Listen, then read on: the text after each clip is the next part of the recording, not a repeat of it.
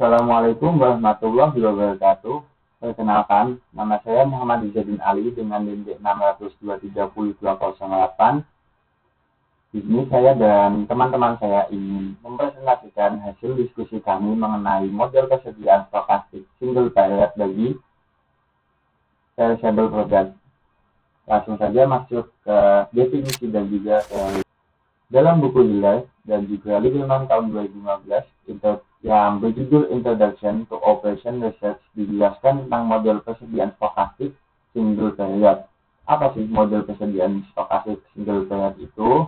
Yaitu suatu pendekatan penting dalam teori persediaan yang digunakan untuk menentukan jumlah pesanan yang optimal bagi suatu produk yang hanya bisa dijual dalam satu periode, terutama produk yang mudah rusak atau memiliki siklus hidup yang pendek ataupun cukup singkat. Model ini disebut sebagai niche vendor model karena awalnya dikembangkan untuk menentukan jumlah surat kabar yang harus dipesan untuk dijual keesokan harinya. Model ini digunakan untuk produk yang hanya bisa dijual dalam satu periode atau tidak dapat disimpan, kemudian permintaannya bersifat stokastik atau tidak pasti, serta tidak ada pengadaan tambahan dalam periode yang sama. Selanjutnya yaitu jenis-jenis perishable product. Jenis-jenis perishable product atau produk yang mudah rusak tidak selalu merujuk pada kerusakan fisik, namun mencakup juga produk yang kehilangan nilai jualnya setelah periode tertentu. Contohnya apa? Contohnya dimulai dari produk yang terbitan berkala seperti koran dan juga majalah tertentu. Koran tersebut atau majalah tidak relevan setelah terbitan hari tersebut atau di edisi selanjutnya. Kemudian ada bunga segar yang dijual oleh toko bunga memiliki masa simpan yang sangat pendek, cepat layu, dan kehilangan daya tariknya. Kemudian ada bahan makanan segar seperti daging, ikan, atau sayuran yang diolah di restoran.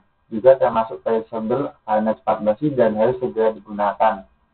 Hasil bumi termasuk buah-buahan dan juga sayur-sayuran segar yang dijual di toko bahan makanan hanya dapat disimpan dalam waktu terbatas sebelum kualitasnya menurun, juga termasuk ke dalam contoh perishable product. Selanjutnya itu ada pohon Natal, pakaian musiman, dan juga kartu ucapan di hari raya. Kemudian ada juga fashion atau gaya berpakaian tergolong perishable karena sangat sensitif terhadap tren dan juga cepat ketinggalan zaman.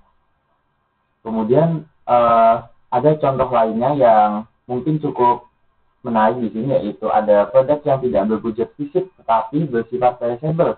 Contohnya apa? Yaitu reservasi atau juga tiket pesawat atau tiket penerbangan. Kursi dalam pesawat merupakan bentuk persediaan yang tidak bisa dijual kembali setelah penerbangan selesai.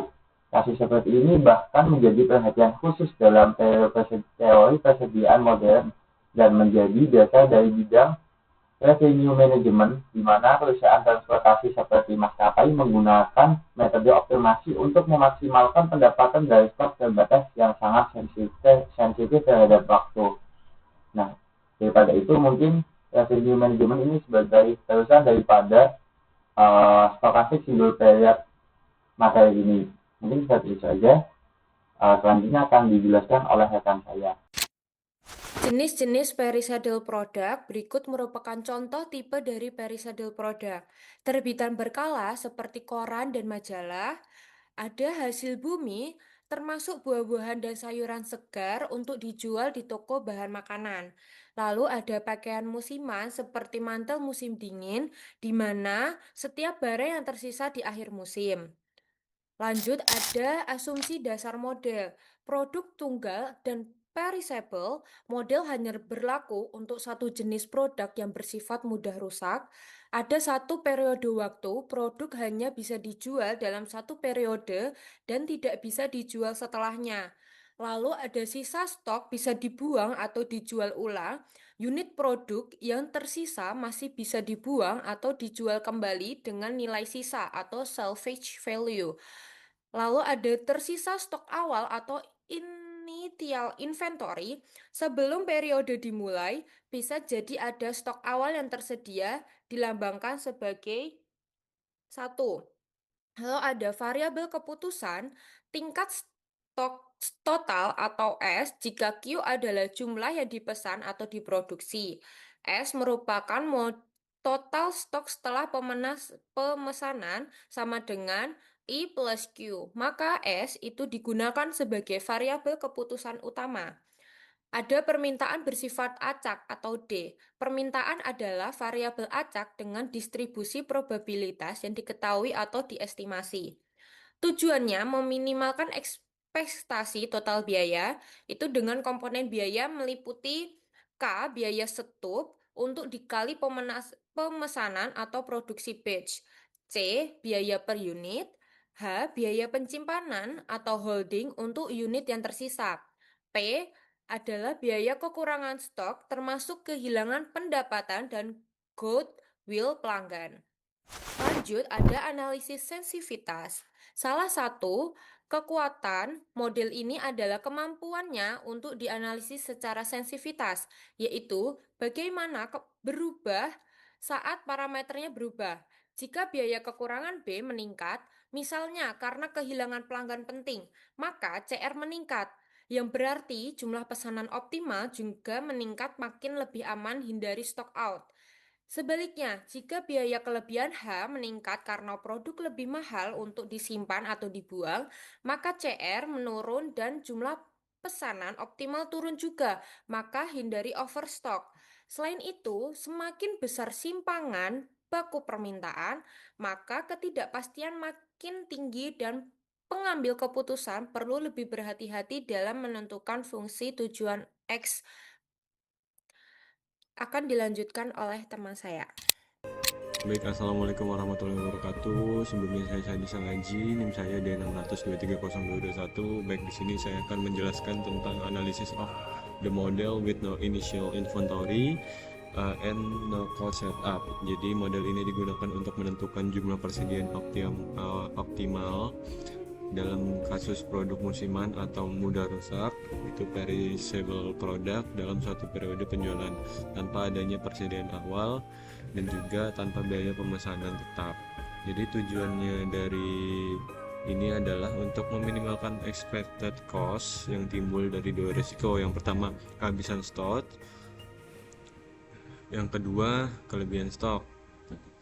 Oke, kita lanjut. Pada tipe ini biasanya itu terdiri dari permintaan sebagai variabel acak, random variable, dan juga dengan fungsi biaya total ekspansi terdiri dari rumusnya bisa dilihat di sini. Oke, yang dimana C itu adalah biaya per unit pembelian, kemudian T itu adalah kehilangan atau keuntungan akibat kehabisan stok penjualan yang hilang, H itu biaya rugi per unit sisa sewa, kemudian FX itu CFD dari permintaan D, kemudian S itu jumlah stok. Solusi untuk S, nah dimana FS adalah CFD cumulative distribution function dari permintaan D. Rumusnya tertera di sini. Contoh soal, baik, di sini saya akan menjelaskan dari contoh soal, di mana di sini seorang distributor sepeda menghadapi musim penjualan khusus, misal musim Natal. Permintaan diperkirakan mengikuti distribusi eksponensial dengan rata-rata lambda sebesar 1000 unit, sehingga kita masukin aja dari yang ada di soal tadi, kita masukin ke rumusnya, dimana fx tadi kita masukin dari yang diketahui dari soal data biaya. Jadi biaya pembelian per unit C nya itu 200, C sama dengan 200. Jadi harga penjualan per unitnya P sama dengan 450 juga. Asumsi tambahan, jika tidak ada persediaan awal I sama dengan 0 dan tidak ada biaya setup K sama dengan 0, ditanya tentukan jumlah persediaan optimal yang harus disiapkan distributor di awal musim penjualan untuk memaksimalkan expected profit berdasarkan model sekostat. Dari hasil perhitungannya didapatkan 11,856, maka jumlah persediaan optimal S yang harus didapatkan distributor di awal musim penjualan itu ialah ini ya teman-teman. Jadi dengan rumus ini kita dapat mengetahui dari eh, apa namanya, asumsi dasarnya untuk penjual musiman untuk penjualan Natal kayak gitu. Kemudian eh, Analysis of model with initial inventory but no setup cost juga. Model ini digunakan untuk menentukan jumlah optimal persediaan yang harus dimiliki di awal periode penjualan saat sudah terdapat persediaan awal initial inventory lebih dari nol, namun tidak ada biaya pemesanan setup cost. Jadi berdasarkan model stokastik, satu periode untuk produk perishable adalah sebanyak 11,86 unit sepeda. Jumlah ini lebih sedikit daripada rata-rata permintaan, yaitu 10.000 unit, karena mempertimbangkan risiko kehilangan penjualan dan juga biaya rugi dari kelebihan stok gitu. Model ini relevan untuk perishable yang hanya bisa dijual dalam satu periode penjualan, single period model. Jadi tujuan dari model tersebut yaitu untuk menentukan jumlah unit yang harus dipesan atau tidak dipesan agar total expected cost minimum atau expected profit maksimum didefinisikan S total inventory level setelah pemesanan, I persediaan awal sebelum pemesanan, jumlah yang dipesan sama dengan S kurang 1. Fungsi ekspektasi dalam model ini ditulis sebagai C dalam kurung S yang didefinisikan dalam rumus ini teman-teman, yang dimana C itu biaya per unit, H itu biaya holding per unit atau kelebihan stok, efek itu fungsi distribusi probabilitas permintaan, begitu ya. Kemudian analysis of the model with setup K ya. Model ini membahas situasi ketika terdapat biaya pemesanan tetap atau setup cost sebesar K lebih dari 0 untuk setiap kali distribusi melakukan pemesanan produk. Biaya ini dikenakan terlepas dari jumlah unit yang dipesan. Misalnya dalam kasus sepeda, biaya administratif pemesan adalah $8.000. Fungsi tujuan utama dari model ini adalah untuk menentukan apakah distributor perlu melakukan pemesanan ulang, dan jika iya, berapa banyak yang harus dipesan. Dengan mempertimbangkan biaya setup dan inventory awal bisa lebih dari 0 agar meminimalkan expected total cost. Model ini mempertimbangkan dua skenario. 1. Jika melakukan pemesanan, maka biaya total yang diharapkan adalah tertera pada fungsi di sini, yang dimana S adalah level persediaan setelah pemesanan dan CS adalah biaya yang dihitung jika tidak ada setup cost. Jika tidak melakukan pemesanan, maka biaya total yang diharapkan yaitu C dalam kurung sama dengan C dalam kurung dikurangi CL jika tidak ada order. Ini mana keterangan K itu yaitu biaya setup, CS expected cost, I jumlah persediaan awal, C biaya pembelian per unit, dan S itu inventory level optimal itu teman-teman. Sederhananya jika S adalah batas minimum persediaan, jika jumlah di tangan lebih rendah dari S maka perlu dipesan hingga mencapai S. Jika sudah cukup atau lebih tidak usah memesan. Contoh soal, seorang distributor sepeda menghadapi musim penjualan Natal. Permintaan diperkirakan mengikuti distribusi eksponensial dengan rata-rata lambda sama dengan 10.000. Parameter biaya yaitu biaya tetap setup cost untuk memesan khusus K sama dengan 8.000, biaya pembelian per unit C sama dengan 200, hingga harga jual per unitnya P sama dengan 450, nilai sisa per unitnya jika tidak terjual H sama dengan min 90 karena tidak jadi kerugian.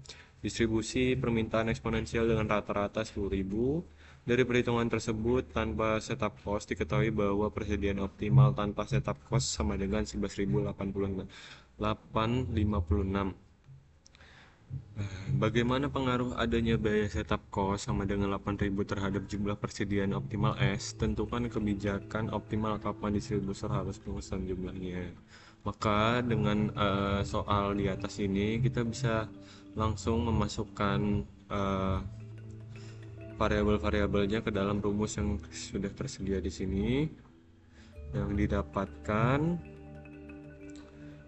dari nilai S-nya kita mendapatkan nilai 10.674. Maka dengan adanya biaya setup K sama dengan 8.000 dan jumlah persediaan optimal S tetap sebesar 11.086 unit.